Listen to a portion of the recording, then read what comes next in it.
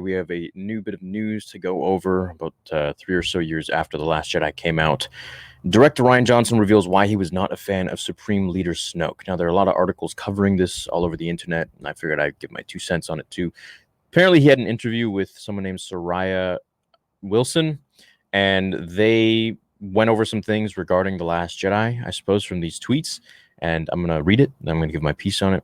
And you might be surprised as to what I will think about this. So, Soraya says, I asked Rian Johnson, given that there were no outlines or direction given to him, who he thought Snoke was. I shared with him my hope before The Rise of Skywalker that he would turn out to be Darth Plagueis, especially since some people returning from the dead in Star Wars is a feature, not a bug. He didn't want his answer to come across wrong, but to him, the question of Snoke's identity was fundamentally uninteresting to him. What he was interested in was Kylo, which I'm all for. I think Kylo, badass character, coolest character of the sequels, and definitely one of the top characters in Star Wars for me. He was probably the best thing to come out of the sequels for me. Now, how he went around that in this, I'll talk about in a minute.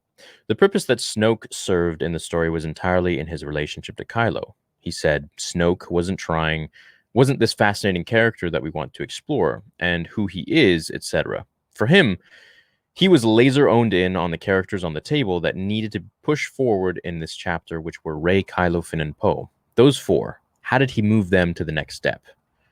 Which, to me, he didn't really focus on Finn at all in that movie. But regardless, that's irrelevant.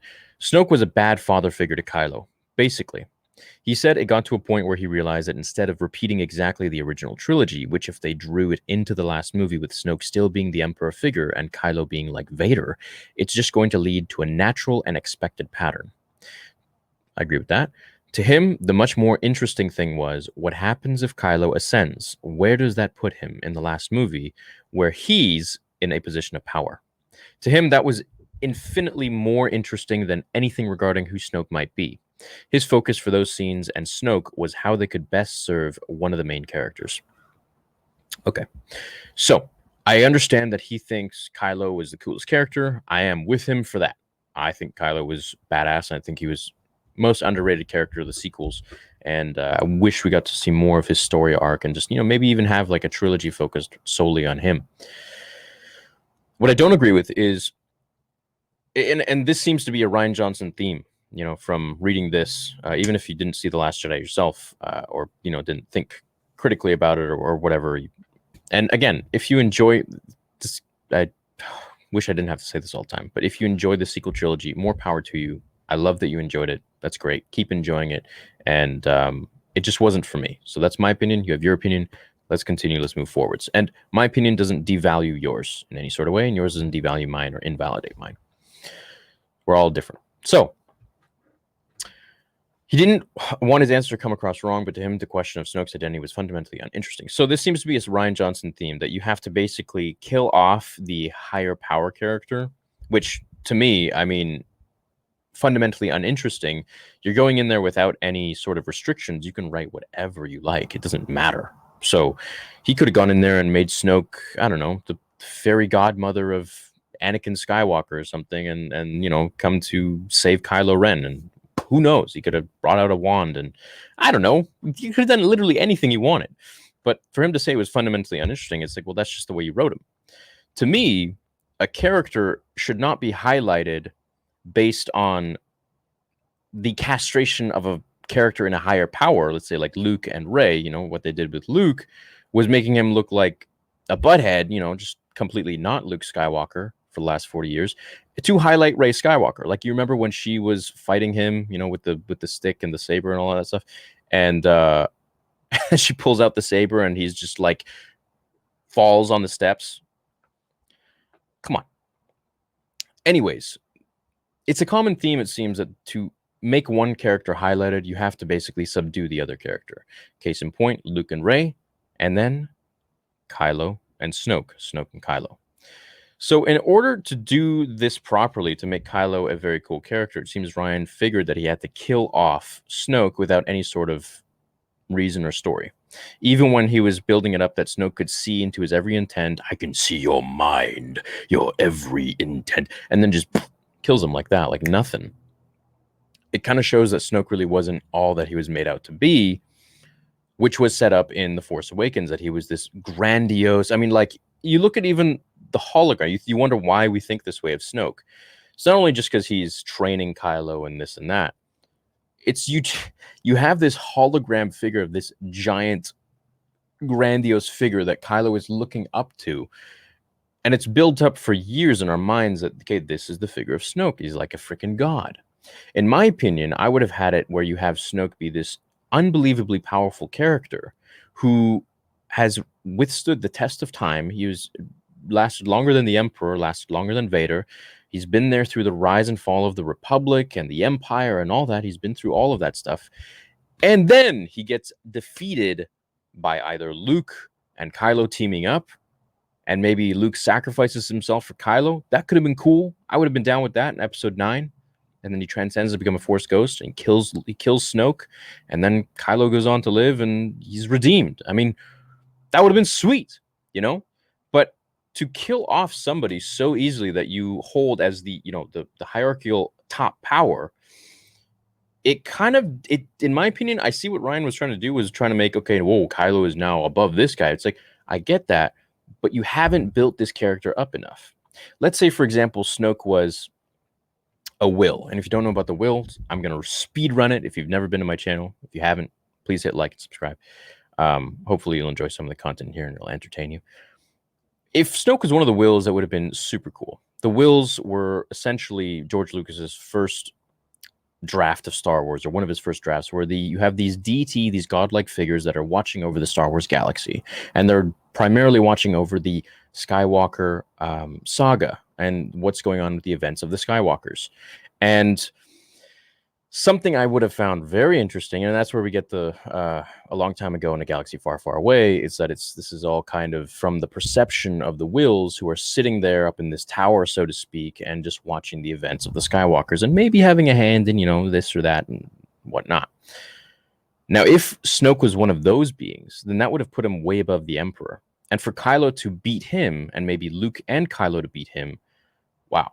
I mean, that would have been such a more interesting story for me. I think, you know, even if Luke was the whiny baby he was in episode 8 and not the Luke Skywalker that we knew him to be, if he came in episode 9 and he redeemed not only himself but Kylo as well through his own sacrifice of defeating Snoke,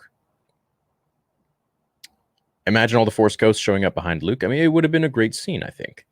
But to have him killed, Snoke killed so easily, and then Kylo to be, you know, the new supreme leader just like that, at the time, it made me really question and wonder. I'm like, there's no way that this could have happened. You can't just kill your sensei, who is like the all-knowing, all-breathing, all-instruction, engineering, everything. He's the supreme leader of the galaxy and has been instructing you since, you know, you've been a little tyke.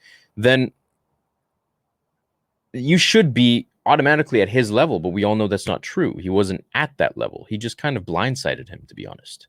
So at the time when the episode 8 came out, I was like, okay, well, this is, you know, going to be sweet, because now we're just going to see Snoke being this even more powerful being, and even more powerful character that's just going to come back. And everyone had different theories. You know, there was one that was Snoke was Mace Windu. There was one that, you know, Snoke was, I made a few that Snoke was Darth Maul, I think was one of my first ones ever.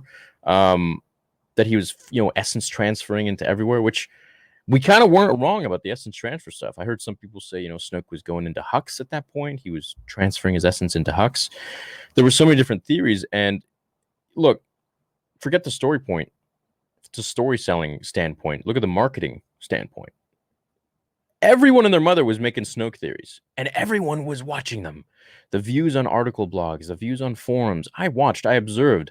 I was around at that time. I was making videos at that time, and I saw that not only am I so freaking invested and interested in this character who survived the might of the Empire and the iron grasp of Vader throughout the galaxy, but he's still around and he's teaching now the grandson of Skywalker. Well, I guess the son of Leia Skywalker, the grandson of Vader. How cool is that? You know, what is his obsession with Vader? What is his obsession with Palpatine?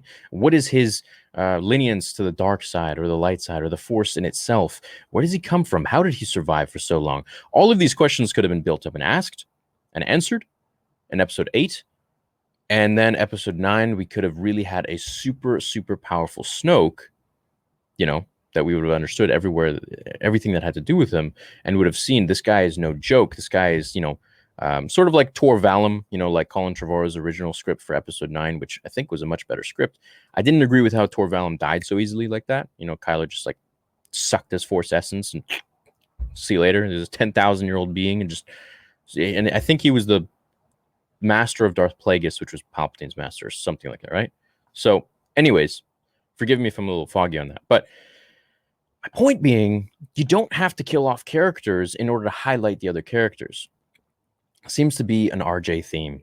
So I would build them up like crazy and then pass off the torch, either by overcoming them, like Kylo overcoming Snoke, or joining them, or, whatever, killing them, whatever it may be. That really emphasizes your point of wanting to focus on Kylo more than just, let's just get this dude out of the way who was, this guy's sensei. It's like Daniel-san beating up not only Sensei Kreese, but also Miyagi at the same time. And you're just like, what? You're this kid from Reseda. How are you doing that? How are you able to, where'd this come from now? It doesn't really make Daniel that much of a cooler character or like more powerful. It just makes you kind of confused.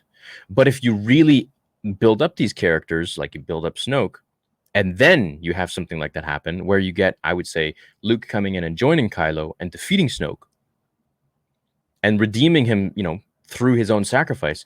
Man, that would have been sweet. I think that would have been a much better storyline, but I didn't write it. It is what it is. So I want to know what you guys think in the comments below, that he found Snoke to be fundamentally uninteresting, which is funny because if you're writing the character, you can make him as interesting or uninteresting as you want.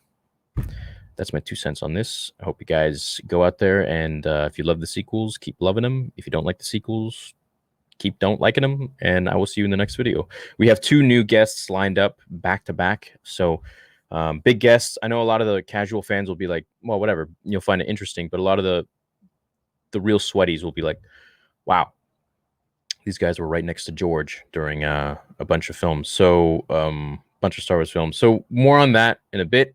We've leaked some hints because we like stringing you guys along a little bit, milking it a bit. So it's fun on Twitter.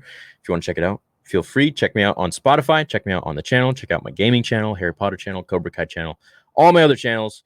And the website is booming, blowing up because of you guys. The forum is fully operational, my apprentice. And you guys have been doing great. And I am glad you're enjoying the content. So more to come. I love you guys. I'll catch you in a little bit. May the Force be with you.